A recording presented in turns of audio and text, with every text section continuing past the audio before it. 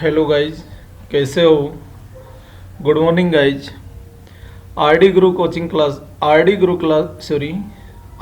Classes फिर से आपके लिए राजस्थान के जीके का टॉपिक लेकर आ रहा है। राजस्थान में उद्यान, राष्ट्रीय उद्यान, क्या अभ्यारण्यों के बारे में पढ़ेंगे, बट पहला टॉपिक लेंगे हम राष्ट्रीय उद्यान। ओके गाइज, तो गाइज सभी से हमारा निवेदन है कि आप हमारे चैनल को लाइक, शेयर और सब्सक्राइब अवश्य करें।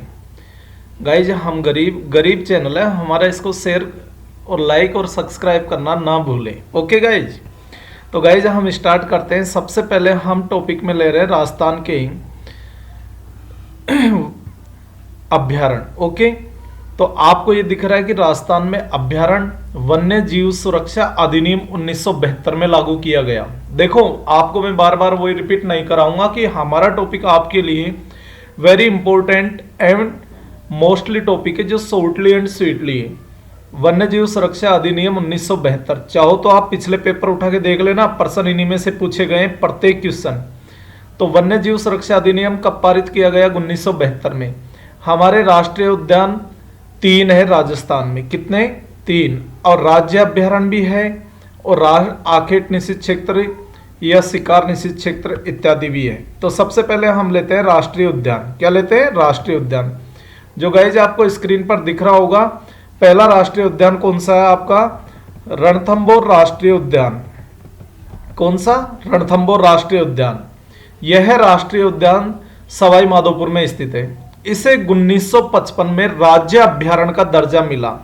देखिए, राष्ट्रीय उद्यान के पहले प्रत्येक अभ्यारण्य को एक राज्य अभ्यारण्य का दर्जा दिया जाता है। तो राज्य अभ्यारण्य का दर्जा इसे कब दिया गया? 1955 में।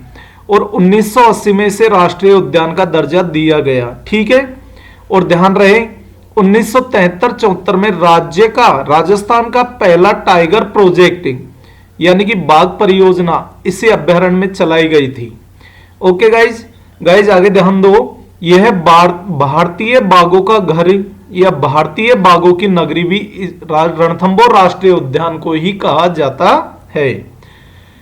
ध्यान रहेगा, इस भारत का पहला टाइगर प्रोजेक्ट जिम कार्बोनेट हिल नेशनल पार्क उत्तराखंड में स्थित है, वहां पर किया गया था। उसके बाद हमारे राजस्थान की बात आए कि बाघ परियोजना कहां चलाई गई, तो 1973-74 में राजस्थान में रणथंभौर राष्ट्रीय उद्यान में चलाई गई। ओके गाइज इसका ध्यान रहे, यह राज्य उद्यान का क्षेत्रफल 392 वर्ग किलोमीटर है। जो राज्य उद्यान है ना, ये राज्य अभ्यारण्य, उसका क्षेत्रफल तो 392 किलोमीटर है, तथा राष्ट्रीय उद्यान का क्षेत्रफल, रणथंभौर राष्ट्रीय उद्यान का क्षेत्रफल 167 वर्ग किलोमीटर है। दूसरी इंपॉर्टेंट चीजें इसमें देखने लायक ये है गाइज, जैसे आप देख रहे हो यहां पर और क्या क्या पाया जाता है। यहां पर ये देखिए सीताफल पाया जाता है, और राज्य में सर्वाधिक धोंक या धोकड़ा भी कहा जाता है इसको मारवाड़ी में, वन यहीं पे पाए जाते हैं। धोक या धोकड़ा के वन रणथंभौर राष्ट्रीय उद्यान में पाए जाते हैं। लाल सिर का तोता कहां पर पाया जाता है? रणथंभौर राष्ट्रीय उद्यान में पाया जाता है। कुत्ते की छतरी कहां स्थित है? कुत्ते की छतरी भी यहीं स्थित है। काला गरुड़ कहां पाया जाता है? काला गरुड़ भी रणथंभौर राष्ट्रीय उद्यान में पाया जाता है, जिसको पीली बुक में दर्ज कर दिया गया है। पीली बुक क्या होती है? ये वो होती है जिसमें लुप्त होने वाली प्रजातियों के वर्णन मिलेगा आपको। इसमें पद्मला तालाब या राजपाल झील भी स्थित है। कई बार पूछा जा चुका है पद्मला तालाब, राजपाल झील कहां स्थित है? रणथंभौर राष्ट्रीय अभ्यारण्य में। एलिजाबेथ, सोनिया गांधी, मनमोहन सिंह भी इसी अभ्यारण्य में आए थे। आपसे पूछ लिया जाए ना, कोई भी बड़े नेता, मंत्री, संतरी ये कहां घूमने जाते हैं, तो सबसे इनका पहला पसंदीदा पार्क है रणथंभौर राष्ट्रीय उद्यान।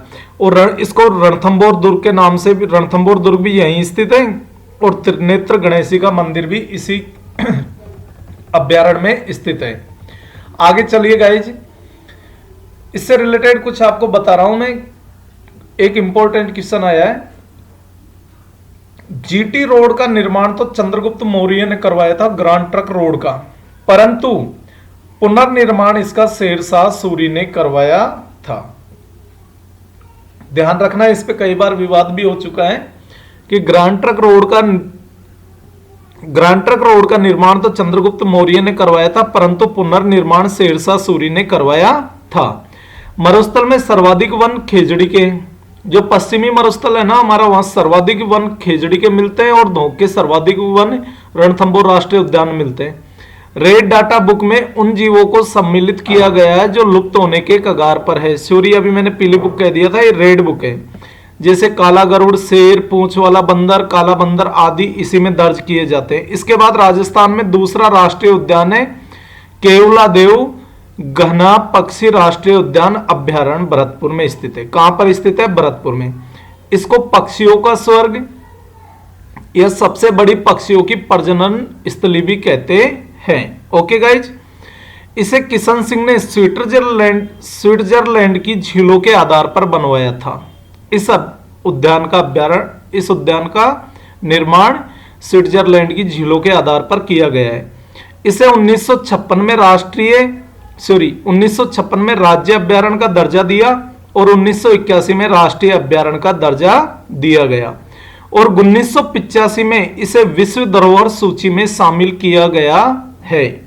राज्य का प्रथम अभ्यारण्य है राजस्थान का केवलादेव घना पक्षी राष्ट्रीय उद्यान, जो भरतपुर में स्थित है, जिसको 1985 में विश्व धरोहर सूची में शामिल किया गया है। ओके गाइज, आगे आओ। पक्षी वैज्ञानिक के नाम से सलीम अली को जाना जाता है और यह इसकी कार्यस्थली भी रहा है। सलीम अली का कार्यस्थली कौन सा उद्यान है? केवलादेव घना पक्षी राष्ट्रीय उद्यान। इसमें साइबेरियन सारस और रसियन पक्षी अक्टूबर नवंबर में तो आते हैं तथा फरवरी और मार्च में वापस चले जाते हैं। प्रजनन के लिए आते हैं साइबेरियन सारस और रसियन पक्षी कह दो, चाहे इन्हें साइबेरियन सारस कह दो। ये अक्टूबर नवंबर में आते हैं और फरवरी मार्च में वापस चले जाते हैं।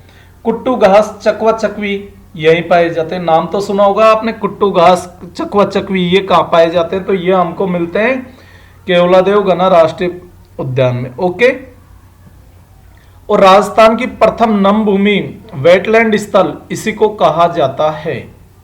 क्या? राजस्थान की प्रथम नम भूमि वेटलैंड स्थल इसी को कहा जाता है। शायद ये प्रश्न सेकंड ग्रेड में पूछा जा चुका है पिछली में। इसके बाद तीसरा अभ्यारण्य आता है मुकुंदरा हिल्स या दर्रा अभ्यारण्य। ठीक है गाइज, अब इसके ऊपर चलते हैं, हम बात करते हैं मुकुंदरा हिल्स या दर्रा अभ्यारण्य। यह बहुत विवादों में रहे हैं और सबसे ज्यादा राजनीति इसी अभ्यारण्य पे चली है गाइज, सबसे ज्यादा राजनीति चली है इसी अभ्यारण्य पे। अब ध्यान देना, ये जो मुकुंदरा हिल्स दर्रा अभ्यारण्य है ना, ये क्या है कि पहले इसका नाम दर्रा था। ये कोटा और झालावाड़ जिले में विंध्याचल श्रेणी में स्थित है। कौन सी श्रेणी में स्थित है? विंध्याचल श्रेणी। आपको पता होगा, आपने चंबल नदी में पढ़ा है कि विंध्याचल श्रेणी से निकलती है, जो एमपी के नजदीक, एमपी में है। तो कोटा और झालावाड़ भी हमारे एमपी के नजदीक आ जाते हैं। भीम चौरी इसी अभ्यारण्य में स्थित है। आदि मानव के सेल चित्र भी इसी अभ्यारण्य में पाए जाते हैं। 1955 में इसे राज्य अभ्यारण्य घोषित किया तथा 9 जनवरी 2012 को राष्ट्रीय उद्यान का दर्जा मिला। तो यहां पर इसमें बहुत बड़ी राजनीति चली है गाइज। आगे देखो, गागरोनी तोते भी मुकुंदरा हिल्स में पाए जाते हैं। और तीसरा टाइगर प्रोजेक्ट यहीं चलाया गया है। तीसरा टाइगर प्रोजेक्ट कहां चलाया गया है? मुकुंदरा हिल्स अभ्यारण्य में। ओके गाइज, आगे चलिए, आगे देखिए। आगे आपको बताना चाहेंगे कि बारडोली का शिव मंदिर है जो हूण शासक मिहिर कुल ने बनवाया था। क्या?